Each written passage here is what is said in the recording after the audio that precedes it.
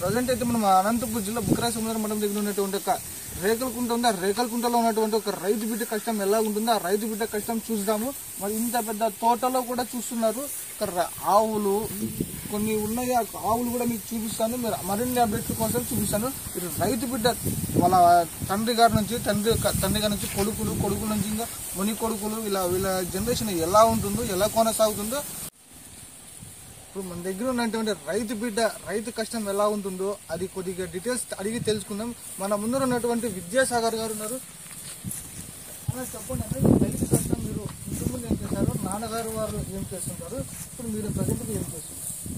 బేసికల్గా మాకు వ్యవసాయ కుటుంబమే, బట్ అందరూ ఎంప్లాయీస్ ఉన్నారు, అందరూ ఉద్యోగాలు కూడా చేస్తున్నారు. మా ఫాదర్ హెడ్ మాస్టర్గా ఉన్నారు. ఆయనకు వ్యవసాయం అంటే చాలా ఇష్టం అనమాట. మేము ఇద్దరము, మా బ్రదర్ వచ్చేసి హార్టికల్చర్ అసిస్టెంట్ మన్నీలలో జాబ్ చేస్తాడు. మేము సాఫ్ట్వేర్ ఇంజనీర్. బట్ ఏంటంటే నాకు ఫార్మింగ్ అంటే చాలా ఇష్టము. దాంట్లో కూడా న్యాచురల్ ఫార్మింగ్ చేయాలనేది, సేంద్రీయ వ్యవసాయం చేయాలనేది ఇష్టం అండి నాకు.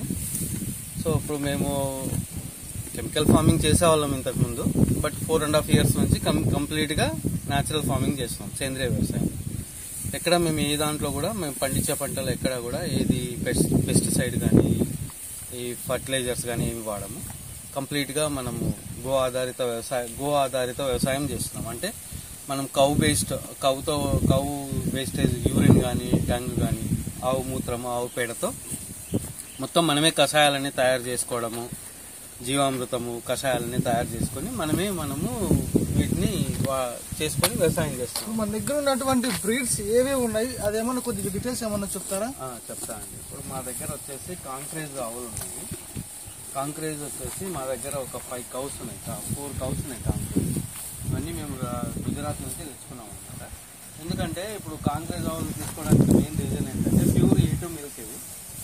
అండ్ ఇక్కడ మేము వ్యవసాయంలో న్యాచురల్ ఫార్మింగ్ చేసినప్పుడు, ప్రకృతి వ్యవసాయం చేసినప్పుడు మనకి ఎక్కడా కూడా ఏంటి ఏమో మనం అంటే మిక్స్ కాకుండా ఉంటే బాగా పంట పండుతుంది.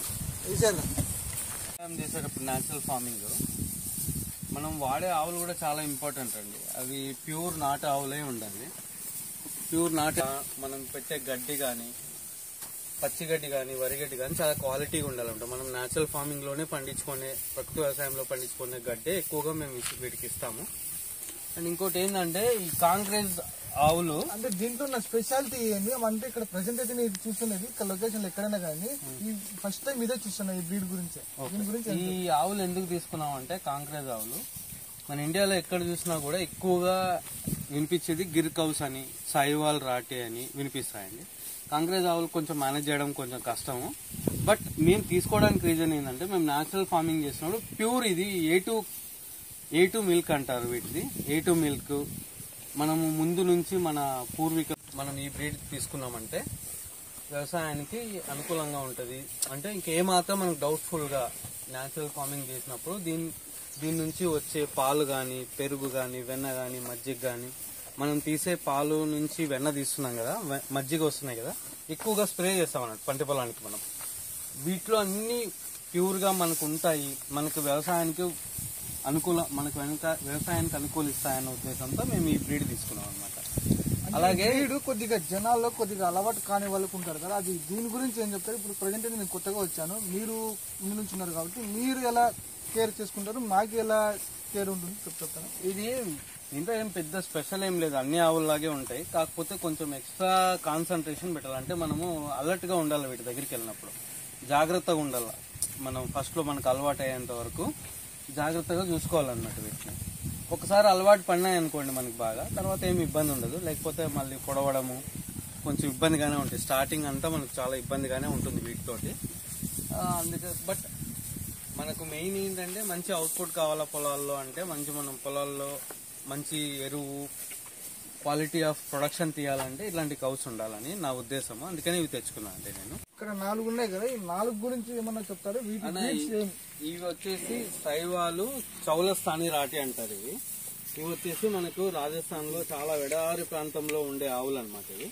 ఇవి ఎందుకు తీసుకున్నాం అంటే మన వాతావరణానికి బాగా సెట్ అవుతాయని. ఒకే బ్రీడే అంటే మళ్ళీ మన వాతావరణానికి సెట్ అవుతాయో లేదో అన్న ఉద్దేశంతో 2 బ్రీడ్స్ తీసుకున్నాము. ఒకటి వచ్చేసి కాంక్రేజ్, రెండోది వచ్చేసి మన దగ్గర ఈడ రాఠీ, చౌలస్థానీ రాఠీ అంటారు వీటిని. ఇవి వచ్చేసి వీటి చౌలస్తా నాటి బ్రీడ్ అన్నారు కదా, వీటిలో ఏవి అని చెప్తారు? ఇది చౌలస్తాని రాటి అంటారు. ఇది ఇది ఇది తర్వాత ఇది వచ్చేసి సాయివాల్. ఇక్కడ అందరికి కూడా చూస్తే ఇక్కడ ఆవు బరిగొడ్లు కూడా ఉన్నాయి కదా, వాటి గురించి కూడా ఏమన్నా చెప్తాను. ఇవి మన దగ్గర ఉన్నటువంటి ఒక 1/2 ఎకరా ఉంది. ఆ 1/2 ఎకరాలో కూడా పంట దీంట్లో కూడా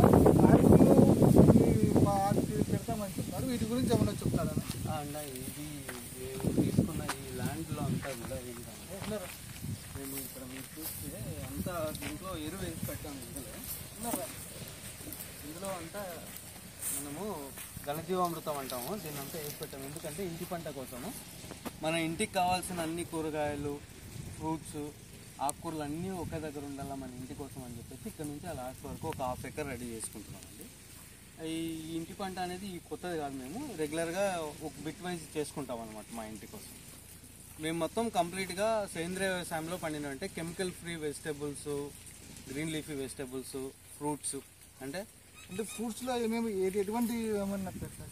ఇక్కడ ఫ్రూట్స్ వచ్చేసి ఇక్కడ అంజీరు, పప్పాయ, సపోటా, జామ, తర్వాత వాటర్ యాపిల్ అన్నీ పెట్టాలని అంతా ప్లాన్ చేసుకుంటాం.